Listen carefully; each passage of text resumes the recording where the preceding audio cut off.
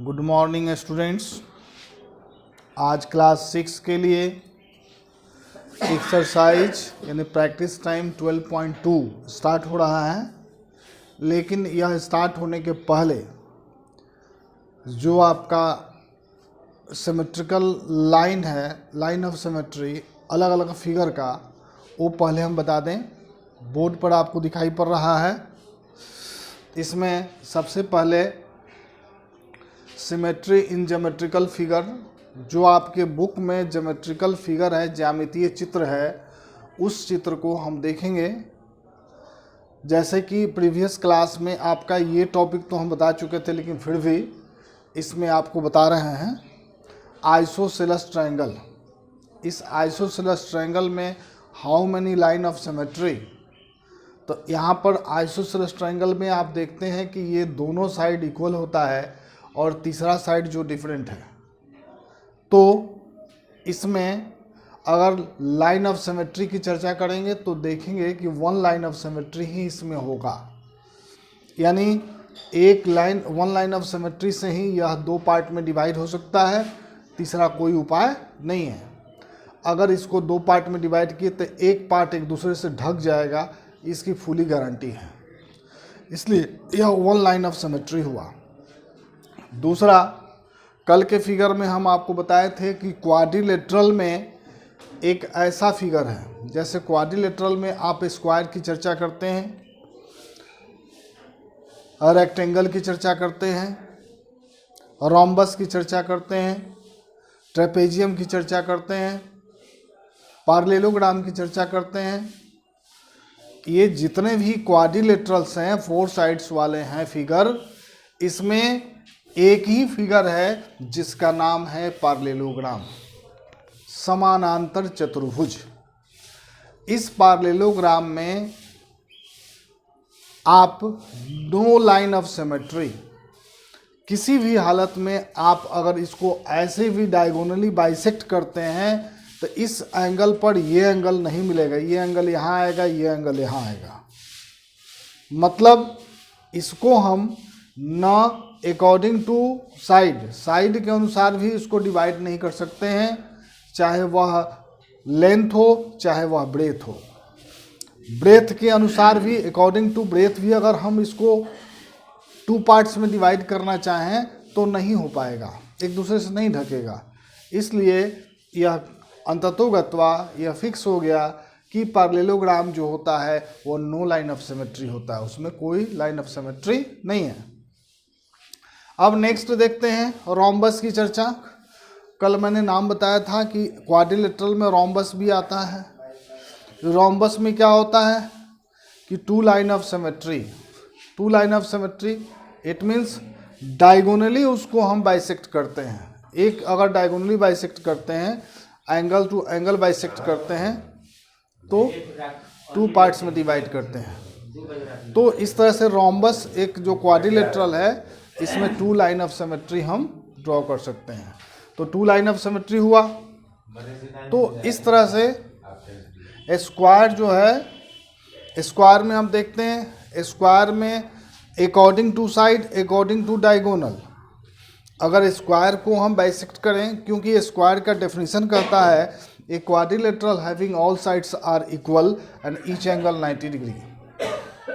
और उसके प्रॉपर्टीज़ को जब हम ध्यान से देखते हैं तो पता चलता है कि ईच एंगल तो 90 डिग्री है ही, साथ साथ इसका जो एंगल है वह एंगल डायगोनल जो है वह इक्वल लेंथ का होता है, और डायगोनल एक दूसरे को बाइसेक्ट करता है 90 डिग्री पर। तो इस तरह से हम कह सकते हैं वर्बली कि all sides are equal and all angles are equal. तो अगर अकॉर्डिंग टू साइड के अनुसार भी उसको बाइसेक्ट करेंगे तो टू लाइन ऑफ सिमेट्री होगा, और डायगोनल से बाइसेक्ट करेंगे तो टू लाइन ऑफ सिमेट्री होगा। दोनों मिला करके फोर लाइन ऑफ सिमेट्री हो गया।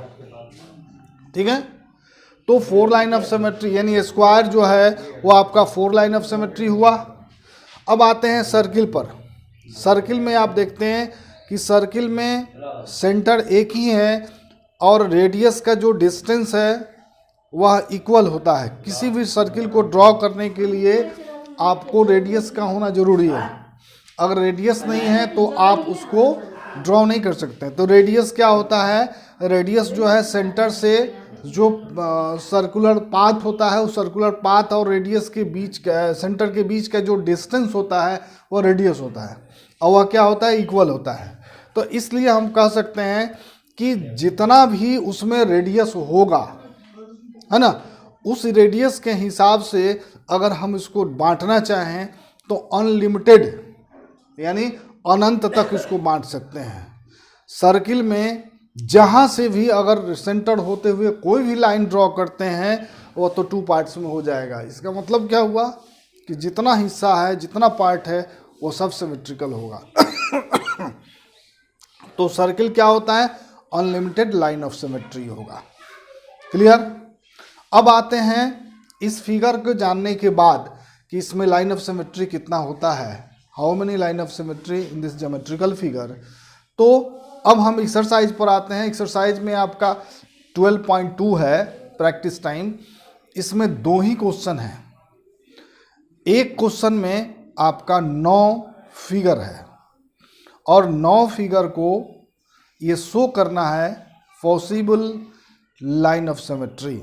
Draw the following shapes, draw the following figure and show all positive possible line of symmetry. जिसमें पहले है ऑक्टागन यानी रेगुलर ऑक्टागन। इसमें क्या होता है, अगर 8 साइड है और 8 साइड इक्वल होगा, ठीक है, तो जब 8 साइड इक्वल होगा तो उसमें 4 लाइन ऑफ सिमेट्री होगा। कितना लाइन ऑफ सिमेट्री होगा, 4 लाइन ऑफ सिमेट्री होगा। आइसोसेलेस ट्रेपेजियम, अभी हम चर्चा करेंगे आइसोसेलेस ट्रेपेजियम की। ट्रेपेजियम की चर्चा हमने नहीं किया है यहाँ पे, अभी आपको ट्रेपेजियम की चर्चा हम करके बताते हैं कि ट्रेपेजियम क्या होता है।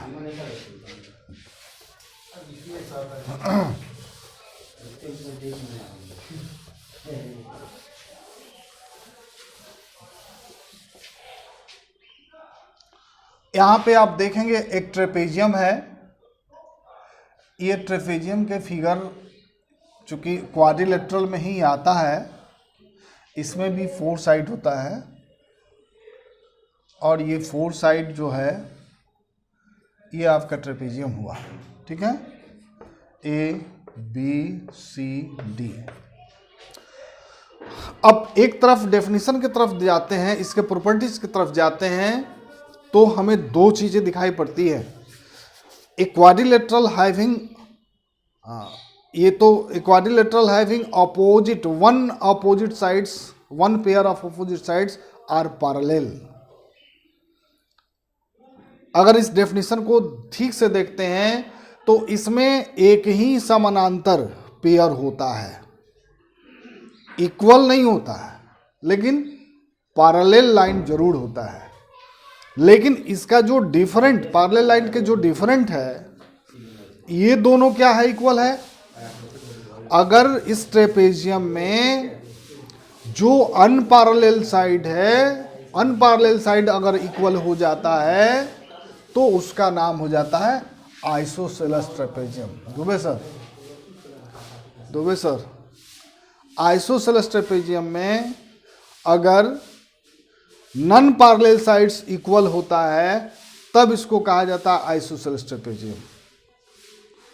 अगर यह नॉन पैरेलल साइड इक्वल नहीं हुआ तो ओनली ट्रेपेजियम होगा, मतलब केवल उसका नाम ट्रेपेजियम होगा।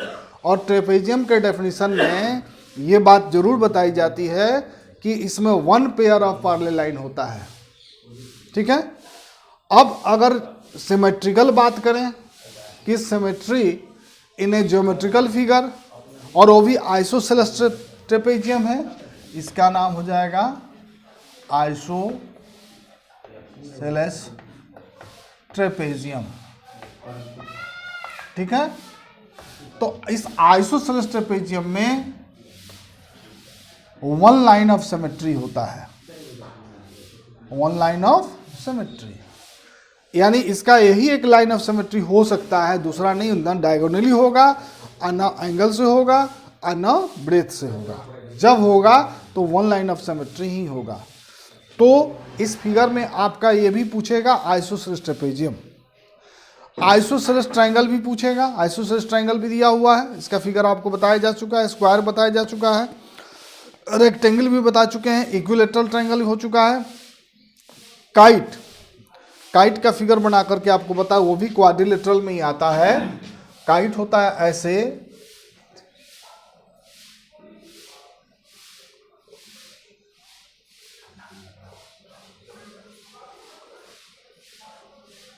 ये जो पर्सन है ए बी सी डी,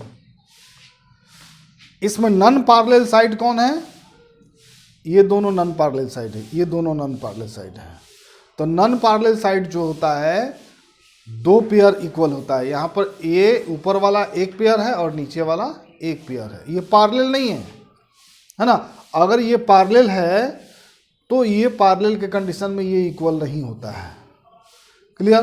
तो इसमें भी अगर आप ज्योमेट्रिकल सिमेट्री आप देखेंगे तो वन लाइन ऑफ सिमेट्री ही होगा और सिर्फ वन लाइन ऑफ सिमेट्री होगा, इसमें टू लाइन ऑफ सिमेट्री नहीं होगा, क्योंकि नीचे वाला जो शेप है नॉन पैरेलल जो साइड है वह बड़ा होता है ऊपर वाले की अपेक्षा, इसलिए इसमें वन लाइन ऑफ सिमेट्री होगा।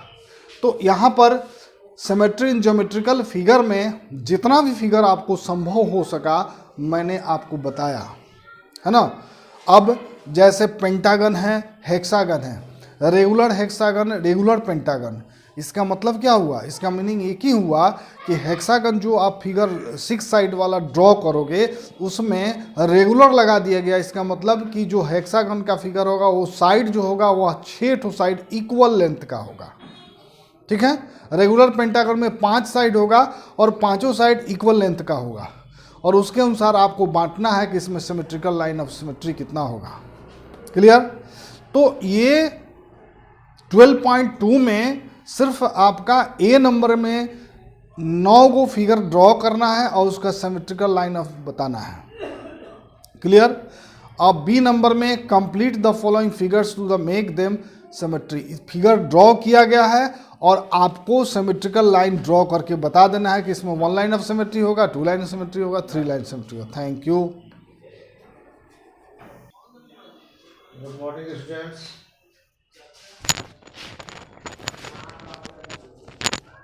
Good morning students. क्लास 6 के बच्चे ध्यान देंगे। आज आपको पढ़ना है पाठ 20 में लेसन 20 में नेकी का फल। नेकी का फल का मतलब होता है जो हम अच्छाई करते हैं, कोई पुण्य का काम करते हैं तो उसका फल, उसका रिजल्ट क्या होगा, इसके बारे में हम पढ़ेंगे। हम लोग जानते हैं कि नेकी का फल अच्छा ही होता है और नेकी का फल मीठा होता है। इसको हम लोग कहते हैं कि परिश्रम का फल हमेशा मीठा ही होता है। तो इसके बारे में आज हम लोग पढ़ेंगे। इसके लेखक हैं श्री यश पाल जैन। इन्होंने लिखा है कि नेकी का फल।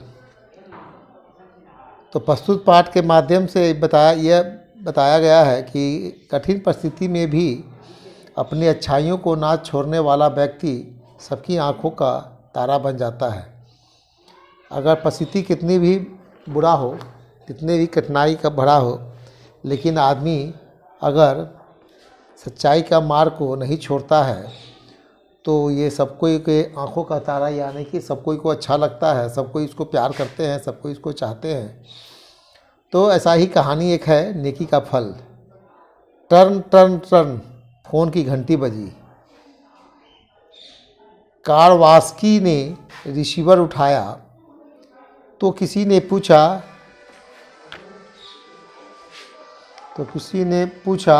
कर दिया।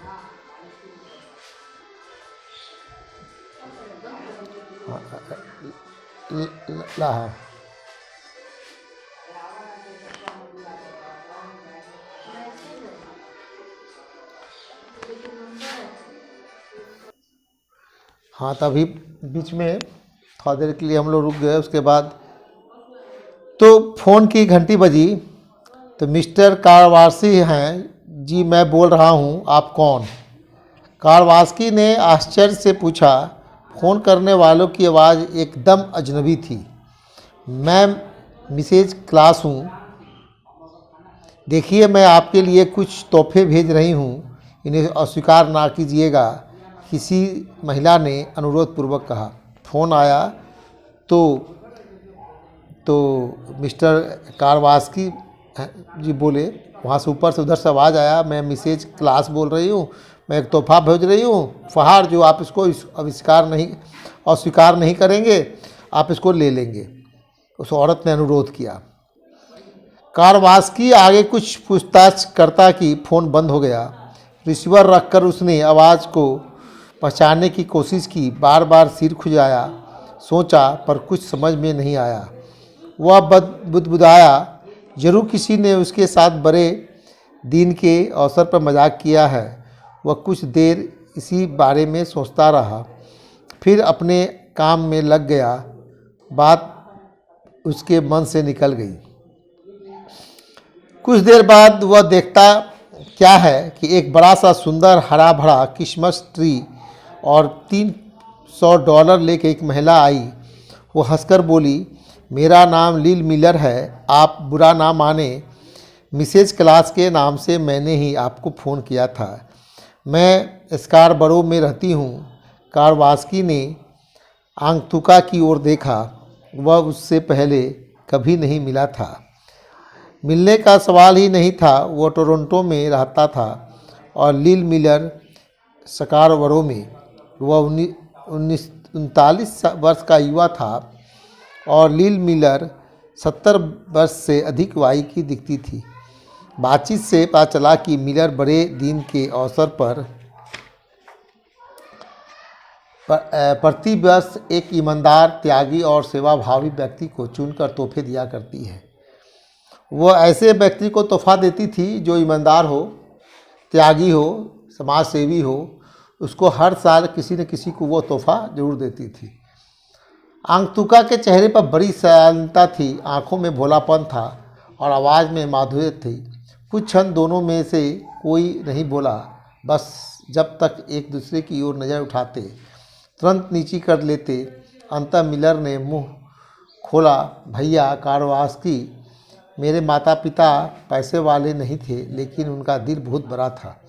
वे कहते थे कि जो अच्छे और सच्चे लोगों को देता है वह अपने जीवन में बहुत पाता है। मेरे पिता जब तक जीवित रहे वे सच्चे लोगों को लगातार धन आदि देते रहे। वही संस्कार मैंने बचपन से ही उनसे ग्रहण किया है। मैं बड़े दिन के अवसर पर एक तोहफा और कुछ राशि किसी सच्चे आदमी को यह सोचकर भेजती हूँ कि जिस भले आदमी को मिलेगा वह बड़ा ही दिन कुछ आनंद से बिताएगा। मिलर की बात सुनकर कारवास्की की आंखें भर आई। उसने मन ही मन सोचा कि आज के ज़माने में भी ऐसे फरिश्ते इस दुनिया में हैं जो विवल होकर बोला, बहन आप मुझे कैसे जानती हैं? मैंने तो ऐसा कुछ नहीं किया, सच मानिए मैंने कुछ भी तो नहीं किया। मिलर ने कहा, नहीं, मैं सारी बात अखबार से जान चुकी हूँ, आप कुछ कहने की ज़रूरत नहीं है। आज आपको आधा पढ़ाया गया, आधा कल पढ़ाएंगे।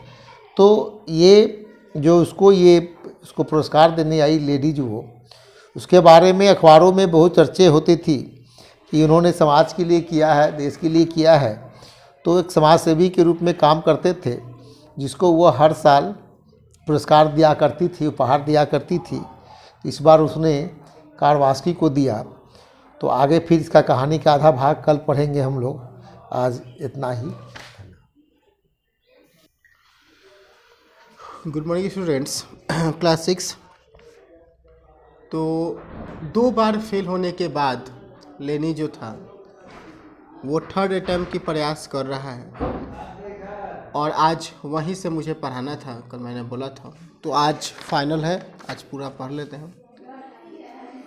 नया विंग्स बनाने के बाद, ठीक है, रडी तैयार होता है।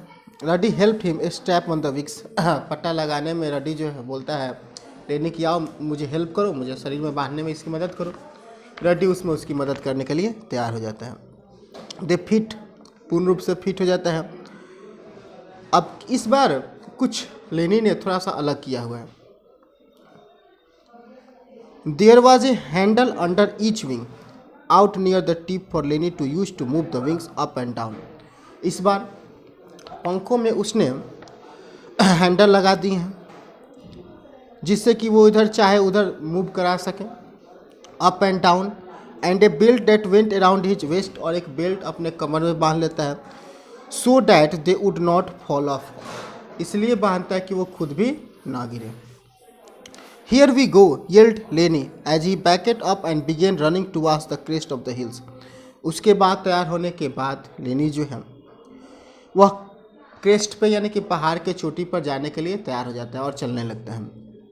He did not slow down and just as he got to the edge of the hill, he started to lift up in the air. जैसे वो किनारे पर पहुंचता है वो अपने आप को लिफ्ट यानी कि किनारे पर पहुंचा तो देखता है कि वो धीरे धीरे ज़मीन को छोड़ रहा है, लिफ्ट कर रहा है. ही वॉज फ्लाइंग याहू, ये लली यानी खुशी से कहता है याह, मेरा जो प्रयास जो था वो सफल हो गया, मैं अब फ्लाइंग कर रहा हूँ, मैं अब उड़ रहा हूँ. He flew and flew just laughing and hooting, उड़ते हुए वो हंस रहा है. He flew higher and higher, ऊंचा से ऊंचा होते जाता है. And he was really getting high now and he started to worry, how do I land these things. खूब ऊपर चला जाता है. अब उसके दिमाग में एक बात आता है कि किस प्रकार से वो नीचे आएगा, क्योंकि ऊपर तो वो चला जा रहा है लेकिन नीचे आने की उसकी कोई तरकीब अभी मालूम नहीं थी. ही आस्क्ड हिमसेल्फ, वो खुद से पूछता है कि मैं कैसे नीचे आऊँगा. That question is about to be answered. All of a sudden he notice that his wings were starting to melt. जैसे दिखता है कि वो ऊपर की तरफ जा रहा है, धीरे धीरे देखता है कि उसके विंग्स जो हैं वो पिघल रहे हैं. He had risen so high that the sun was starting to melt the wax he used to make the wings. क्यों? क्योंकि जितना ऊपर जा रहा था सूरज की किरणें उतनी ही सीधी उस पर पड़ रही थी, इस कारण से उसमें हीट पैदा हो रहा था. Pretty soon he had little tiny wings and he was flying about 100 miles an hour down towards the woods. बहुत ऊपर उड़ने के बाद लगभग 100 miles तक ऊपर चला जाता है.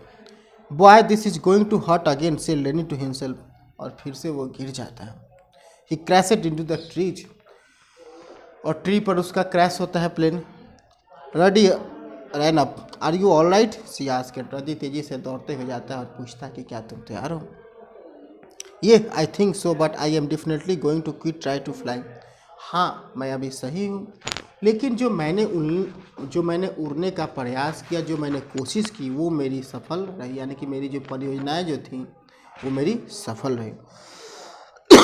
This is too rouse on the body, बहुत ज़्यादा इस बार उसे चोट लगी थी. To this day no one believes Rudy when she tells the story of how Lenny flew like a bird. उसके बाद से रडी जो था वो कभी नहीं भूल पाया कि किस प्रकार से लेनी जो था वो उड़ रहा था पक्षी की तरफ. It may be good that they do not believe her. अगर कोई विश्वास नहीं करता तो कोई बात नहीं, because other would properly get hurt as Lenny did. अगर दूसरे कोई इतना चोट हुई होते तो उन्हें चोट लगती. Lenny also made a commitment not to invent anything that can not be used while standing firmly on the ground. Lenny ने एक और चीज़ कहा कि अगर कभी भी आप आविष्कार करते हैं, कोई भी चीज़ का इन्वेंटमेंट करते हैं, तो आप उसे खुद यूज कर लीजिए पहले, क्योंकि आप उसे यूज कीजिएगा तो आप उसे समझ सकते हैं. He often tells people if people were meant to fly they would have wings. अक्सर वो कहा करता था कि अगर आप उड़ना चाहते हैं तो आप उड़ सकते हैं क्योंकि आपके अंदर एबिलिटी है. यह इस चैप्टर का था. कल इसका ऑब्जेक्टिव क्वेश्चन कर लिया जाएगा. Thank you. भाई गुड मॉर्निंग स्टूडेंट्स. तो क्लास 6 के लिए साइंस में हम चर्चा करने जाते, देखो ऐसा कि इक्विटी पढ़ा दी थे, अब हम चर्चा करने जा रहे हैं यहाँ से, है ना. यहाँ से चर्चा है कि adoption for polar and mountain habitat.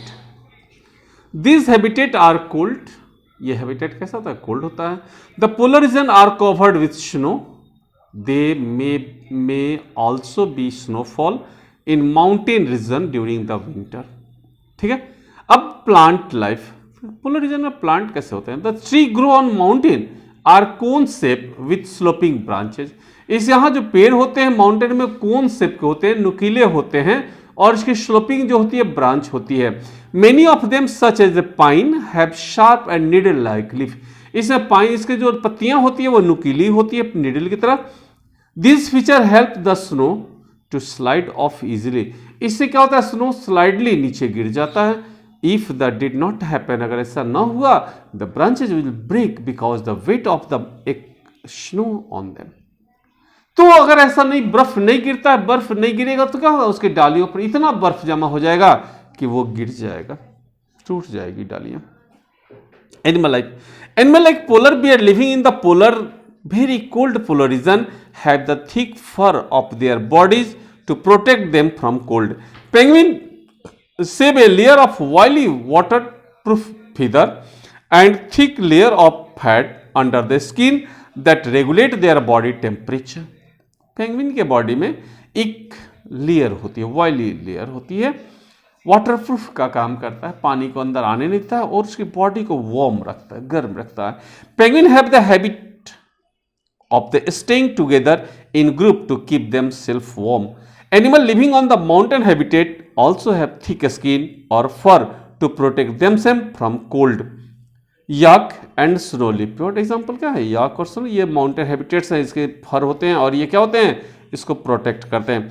Mountain goat have the strong hoops which help them to climb rock slope और माउंटेन। माउंटेन की जो बकरियां होती है, पहाड़ी क्षेत्र की जो बकरियां होती है, इसके खूर हुप्स जो होते हैं वो मजबूत होते हैं जिससे कि वो पहाड़ पर चढ़ सके। Adoption of polar animal. How do you feel when you became very hot और वेरी कोल्ड। क्या होता है जब महसूस करते हो जब बहुत गर्मी या बहुत सर्दी हो। Do you feel uncomfortable and lazy, क्या तुम आरामदेह असहाय और आलसी महसूस करते हो। Living bear are most active within a shorten temperature range. Living bear जो होते हैं कुछ शॉर्टन टेम्परेचर रेंज में एक्टिव होते हैं। They became slow if it is above the or below the range। In fact, some animals such as the frog, hedgehog and dormouse go to sleep through the winter। This is known as hibernation। इसको हम क्या कहते हैं, हर्बिनेशन कहते हैं। हर्बिनेशन is deep sleep. हर्बिनेशन का मतलब होता है शीत निद्रा, जब ठंडी पड़े तो सो जाओ, ठीक है।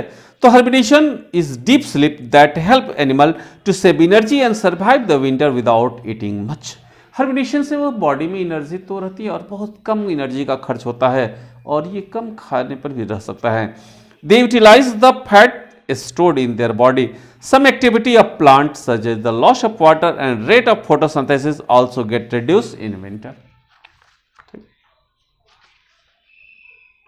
ठीक है बेटा, आज इतना ही। कल मैं पढ़ाऊंगा adoption of the grassland habitat और कल ये चैप्टर आपका पूरा रहेगा। थैंक्स।